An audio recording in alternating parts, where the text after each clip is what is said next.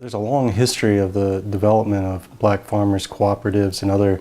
types of similar associations. Sometimes they're known as poor people's cooperatives, self-help associations, and community-based cooperatives. But starting far back in the late 1800s and early 1900s, as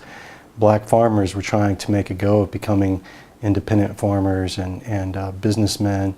that they really struggled with trying to access markets and overcome, segregation practices, etc., and found that they had to cooperate and work very closely with each other. During the civil rights movement, especially during the 60s, we saw kind of a rebirth of those types of organizations, and they were often articulated as kind of the economic side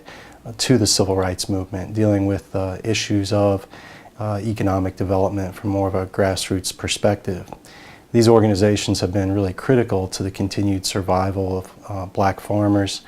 and also kind of rural development for communities that often are overpassed by larger business investments. And I would argue from my research going over a decade now of working with these groups that they were really at the forefront of what we now would consider the sustainable agriculture movement and the local food movement, and have articulated that work in the context of economic justice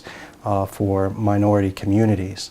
And they've really set, I think, an approach, set some standards for how this work should be done, thinking about sustainable development and social justice as being part of the same movement,